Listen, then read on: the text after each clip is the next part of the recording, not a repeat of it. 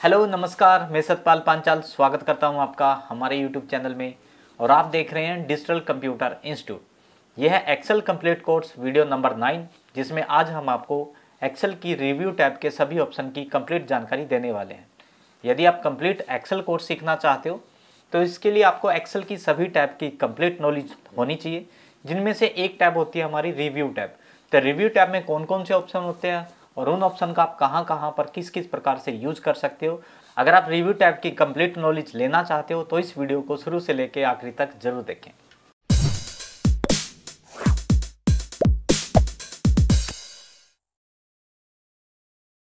जैसे हम review tab पे क्लिक करते हैं तो यहाँ पर हमारे पास सबसे पहला जो ग्रुप आता है वो आता है प्रूफिंग।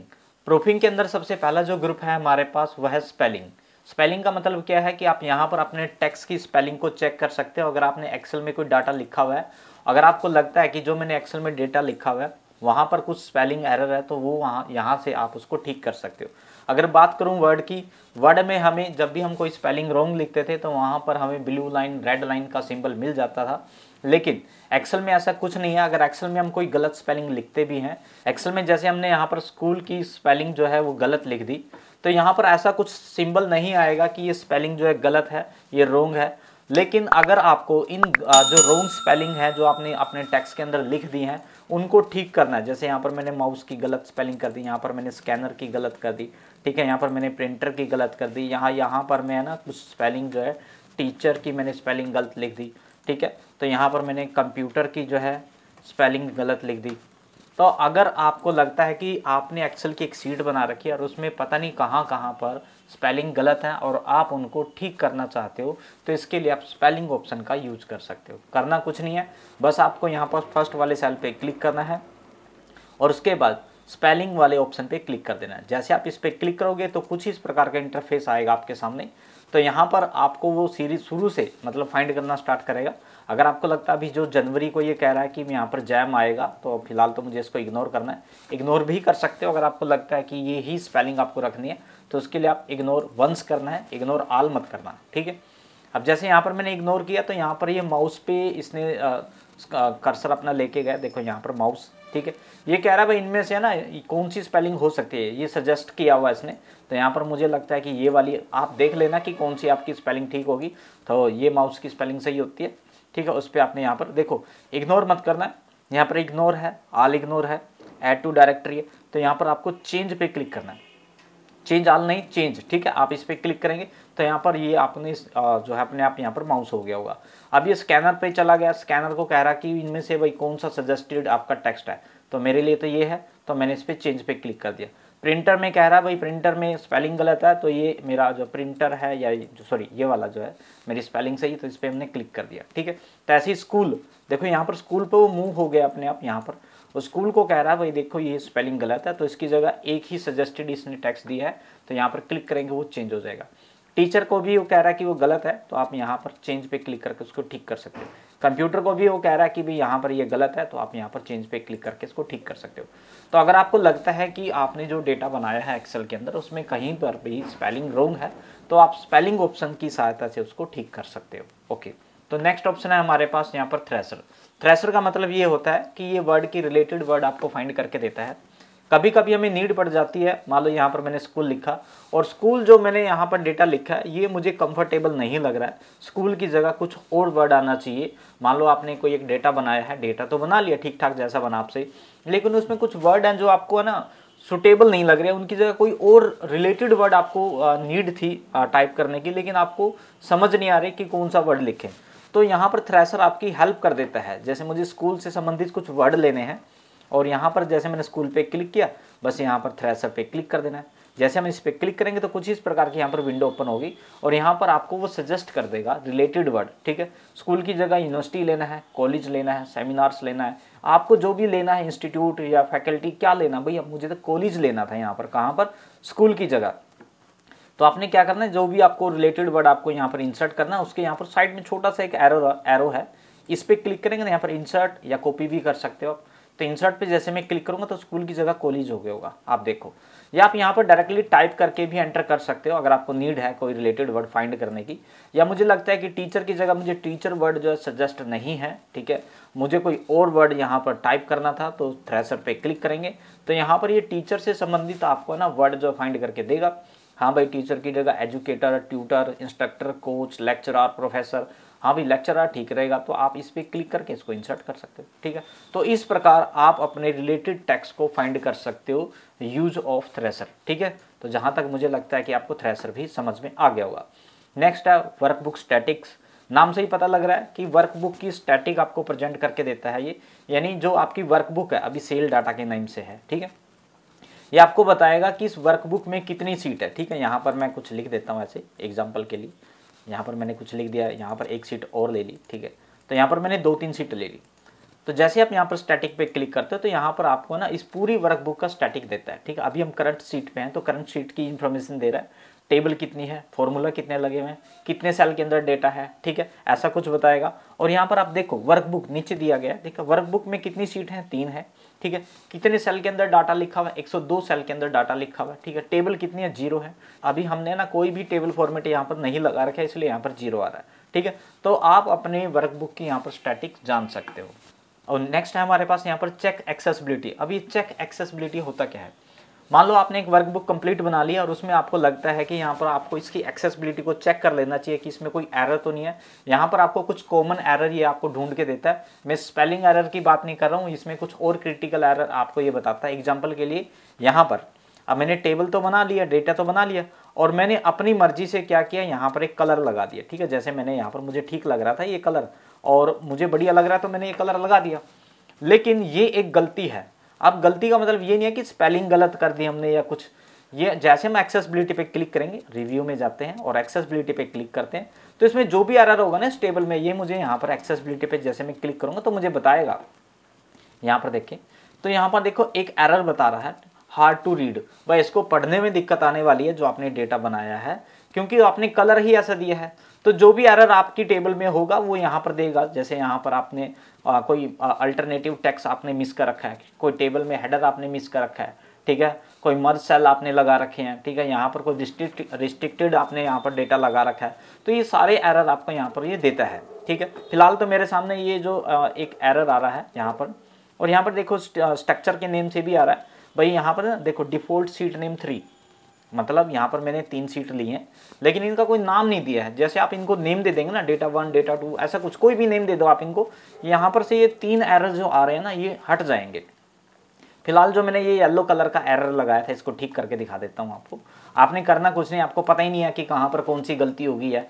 आपने करना क्या, उस एरर पे जाना है। जैसे मैं यहाँ पर हार्ड टू रीड एक एरर है, इस पे गया मैं, जैसे इस पे जा रहा हूँ तो यहाँ पर मुझे 3 मतलब जो है हिंट दे रहा है। या तो मैं वही फ़ॉन्ट का कलर चेंज कर लूँ, या मैं वहाँ पर कोई फिल कलर लगा लूँ, या मैं यहाँ पर कोई है ना टेबल का फॉर्मेट लगा लूँ। तो यहाँ पर तीनों में से आप कोई सा भी अप्लाई करते हो ना इन तीनों में से, तो वहाँ पर आपका ये हार्ड टू रीड का एरर जो है रिमूव हो जाएगा। एग्जाम्पल के लिए हम क्या कर लेते हैं, यहाँ पर है ना फ़ॉन्ट कलर चेंज कर लेते हैं। यहाँ पर गए और यहाँ पर मैंने कोई एक कलर लगा दिया, यहाँ पर ये ब्लैक ही लगा देता हूँ, ठीक है।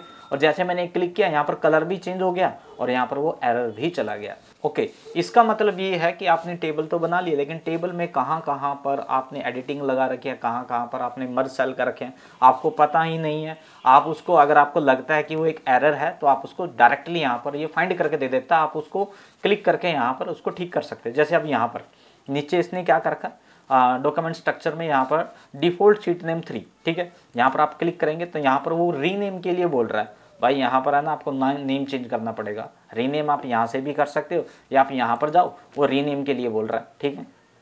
तो यहाँ पर मैंने क्या कर दिया, यहाँ पर नेम लिख दिया, ठीक है, डाटा, ठीक है। तो मैंने इसको डेटा कर दिया और जैसे मैं बाहर क्लिक करता हूँ तो ये देखो यहाँ से एरर 1 चला गया।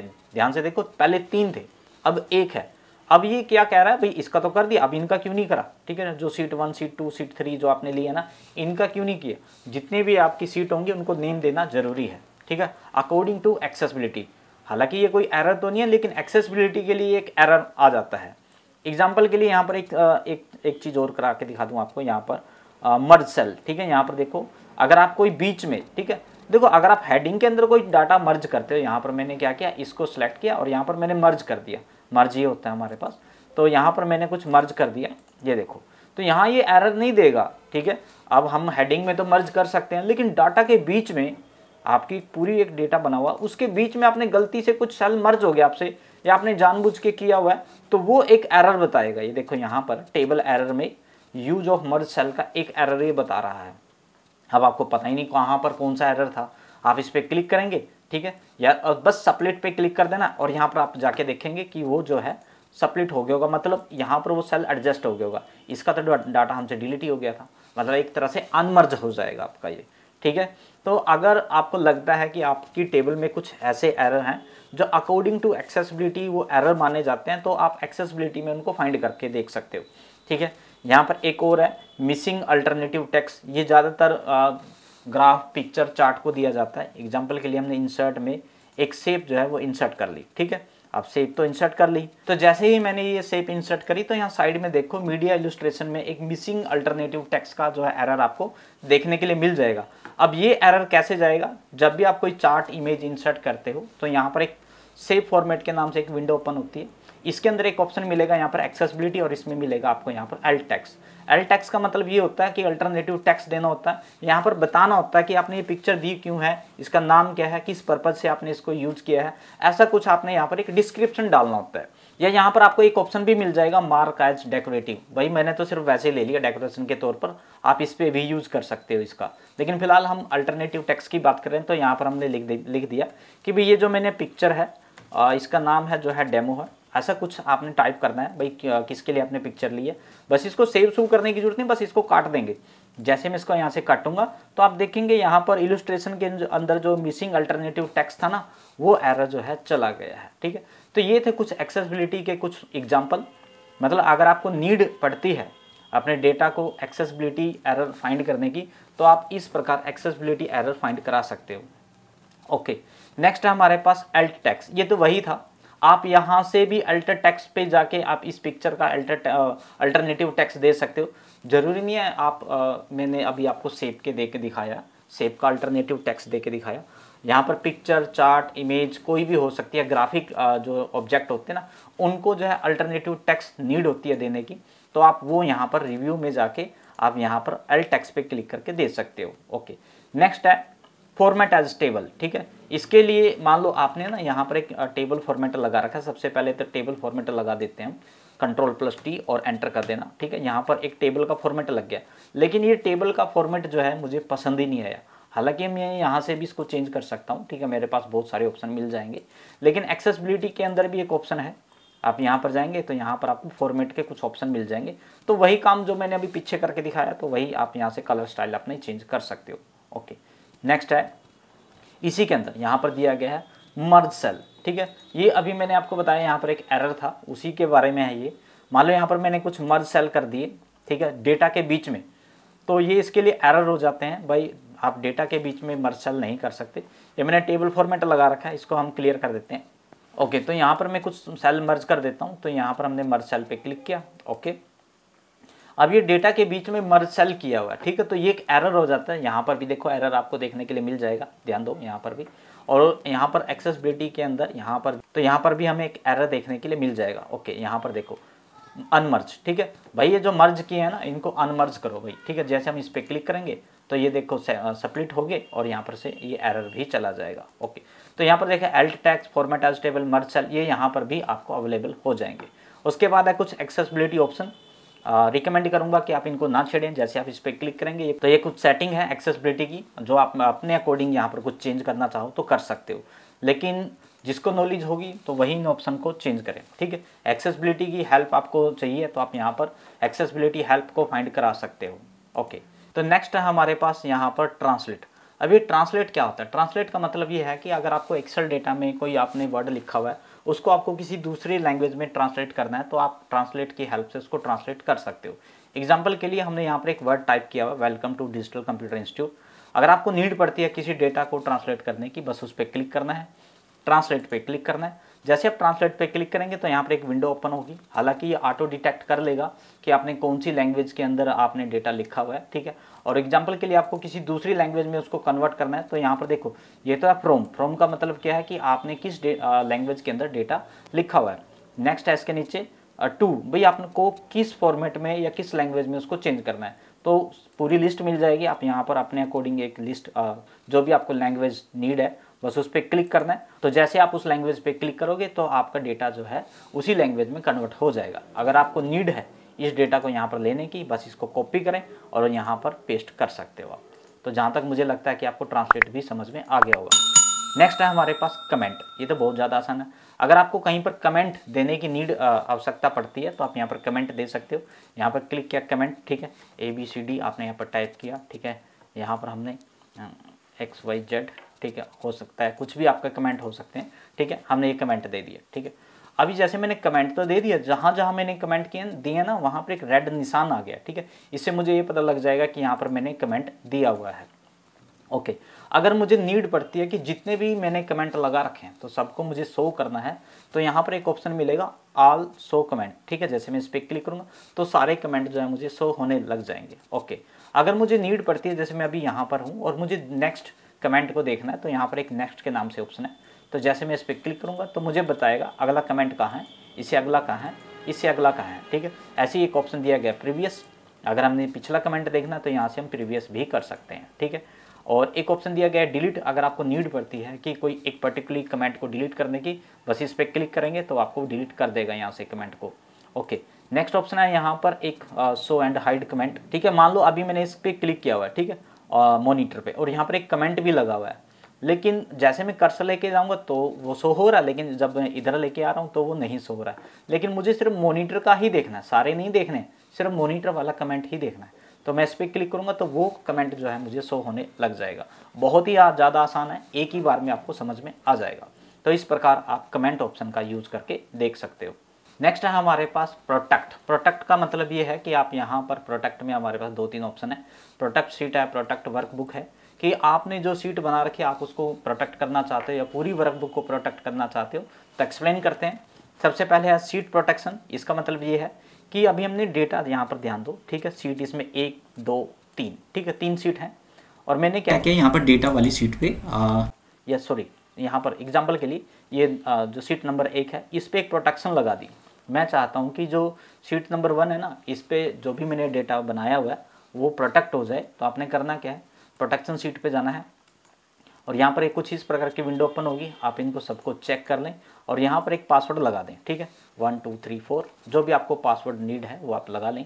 एक बार रिपीट और करना होगा उस पासवर्ड को और ओके। तो ये जो सीट है ना आपकी सीट 1, ध्यान दो सीट 1 ये प्रोटेक्ट हो चुकी है। इसका मतलब क्या है, तो यहाँ पर मैं ना कहीं पर भी जहाँ पर मैं क्लिक करूँ तो वहाँ पर कहीं पर भी मैं डेटा को नहीं टाइप कर सकता, या मुझे लगता है मुझे इस डेटा को डिलीट करना है तो मैं कीबोर्ड से डिलीट भी नहीं कर पा रहा हूँ। यानी ये जो मेरी सीट जो 1 है, ध्यान दें सीट 1 ही प्रोटेक्ट हुई है, ये सीट 2 नहीं प्रोटेक्ट हुई है। यहाँ पर तो मैं बड़ी आसानी से डेटा लिख सकता हूँ या डेटा वाली सीट पे भी मैं बड़ी आसानी से डेटा लिख सकता हूँ, ठीक है। लेकिन अब आपके माइंड में ये हो गया होगा, ये आ गया होगा, भाई मैंने तो लॉक लगा दिया, अब मेरी सीट प्रोटेक्ट हो गई है। लेकिन अगर कोई आपकी सीट को डिलीट करना चाहे तो बड़ी आसानी से कर सकता है। प्रोटेक्ट सीट की बात कर रहा हूँ, यहाँ पर आप देखो, यहाँ पर अनप्रोटेक्ट आ जाता है। अब इसका मतलब ये है कि ये प्रोटेक्ट है सीट, ठीक है। लेकिन प्रोटेक्ट होने के बावजूद भी अगर कोई चाहे इस सीट को डिलीट कर सकता है। हमने क्या किया, यहाँ पर राइट पे क्लिक किया और इसको यहाँ से देखो डिलीट कर दिया। सीट 1 देखो यहाँ से डिलीट हो जाएगी। तो ध्यान दो कि यहाँ सीट 1 चली गई, यानी प्रोटेक्शन लगाने का कोई फायदा हुआ ही नहीं। देखो यहाँ पर 2 प्रकार की प्रोटेक्शन मिलती है हमें, प्रोटेक्ट सीट और वर्कबुक प्रोटेक्ट। अब मैं बात कर लेता हूँ वर्कबुक प्रोटेक्शन की, ठीक है। अब ये क्या है प्रोटेक्ट वर्कबुक, इसका मतलब देखो समझते हैं। सबसे पहले हम इस पर क्लिक करेंगे और यहाँ पर एक पासवर्ड मांगेगा 1 2 3 4, ओके। एक बार रिपीट करेंगे 1 2 3 4, ठीक है, ओके। तो मैंने तो पासवर्ड लगा दिया और ये प्रोटेक्ट भी होगी। अब आपके माइंड में ये आ रहा होगा, अच्छा इसका मतलब ये है कि जितने भी हमारी वर्कबुक के अंदर सीट होंगी ना, चाहे 1 हो, चाहे 5 हो, चाहे 10 हो, वो सारी की सारी जो है सिक्योर होगी होंगी। ऐसा कुछ नहीं है। यहाँ पर सीट 2 पे मैंने लगाया है, तो यहाँ पर मैं अपनी इच्छा से कुछ भी लिख सकता हूँ और अपनी इच्छा से यहाँ पर डिलीट कर सकता हूँ। ऐसे यहाँ पर डेटा वाली सीट में भी अपनी इच्छा से मैं कुछ डिलीट कर सकता हूँ और अपनी इच्छा से यहाँ से कुछ राइट भी कर सकता हूँ। तो इस प्रोटेक्ट वर्कबुक का क्या फ़ायदा है, जब इसको लगाने के बाद देखो अभी मैंने प्रोटेक्शन लगा दी है। देखो वर्कबुक प्रोटेक्शन लगाने के बावजूद भी यहाँ पर डेटा लिखा जा सकता है, डिलीट किया जा सकता है। तो इसका फ़ायदा क्या है, देखो ये प्रोटेक्शन नहीं है, ठीक है, सीट प्रोटेक्शन नहीं है, ये वर्कबुक प्रोटेक्शन है। इसका मतलब ये है कि आप अपनी वर्कबुक के अंदर कोई भी सीट डिलीट नहीं कर पाओगे प्रोटेक्शन लगाने के बाद, ना ही इंसर्ट कर पाओगे। यहाँ पर राइट क्लिक करो, ध्यान दो, इंसर्ट, डिलीट, रीनेम, मूव, और ये सारे जो हैं आपके बंद हो चुके होंगे। अगर मैं इस प्लस वाले आइकन पे क्लिक करता हूँ, ना तो यहाँ पर कोई इंसर्ट कर पाएगा सीट और ना ही कोई डिलीट कर पाएगा। ठीक है, अब आपको नीड पड़ती है कि यहाँ पर सीट प्रोटेक्शन लगाने की। अब आप यहाँ पर सीट प्रोटेक्शन पासवर्ड लगा सकते हो 1 2 3 4, ओके, और 1 2 3 4। ठीक है, ओके, तो यहाँ पर ये मैंने पासवर्ड लगा दिया। तो अब यहाँ पर ना तो कोई वर्क कर पाएगा और ना ही मेरी सीट को यहाँ पर कोई डिलीट कर पाएगा। ठीक है, तो अगर आप चाहते हो कि जो भी आपने डेटा बना रखा है, जो भी वर्कबुक बना रखी है, उसको आपको दोनों, यानी दोनों का मतलब क्या होता है, यहाँ पर प्रोटेक्ट सीट और यहाँ पर प्रोटेक्ट वर्कबुक, दोनों ही आपको यहाँ पर ऑप्शन लगाने होंगे और इसके बाद ही आपका ये डेटा जो है सुरक्षित हो पाएगा। मतलब आपको ये दोनों प्रोटेक्शन लगाने के बाद आप अपने डाटा को कंप्लीटली प्रोटेक्शन दे सकते हो। खाली एक प्रोटेक्शन लगाने के बाद आपका डाटा सिक्योर नहीं होता है।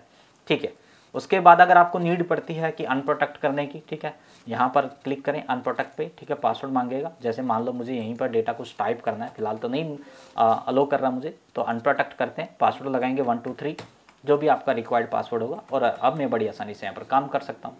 ठीक है, ऐसे आप अनप्रोटेक्ट वर्कबुक करना चाहते हो, क्लिक करें यहाँ पर और यहाँ पर 1 2 3, ओके, तो यहाँ पर देखेंगे अब मैं बड़ी आसानी से यहाँ पर सीट ऐड भी कर सकता हूँ। ठीक है, नेक्स्ट है हमारे पास अलो एडिट रेंज। अब ये क्या होता है, मान लो कि भाई मुझे ना एक सीट पे पासवर्ड लगाना है, ठीक है, यहीं लगा के दिखा देता हूँ, लेकिन इस सीट में मैंने पूरी सीट पे जो है पासवर्ड लगाना है, लेकिन मान लो पासवर्ड कौन सा है ये, देखो एक्सेल के अंदर 2-3 प्रकार के पासवर्ड होते हैं। एक तो यहाँ पर प्रोटेक्ट सीट, इसमें मतलब क्या होता है कि आप यहाँ पर अपनी सीट को, आपकी सीट को कोई ओपन करके देख सकता है लेकिन उसके अंदर चेंज नहीं कर सकता।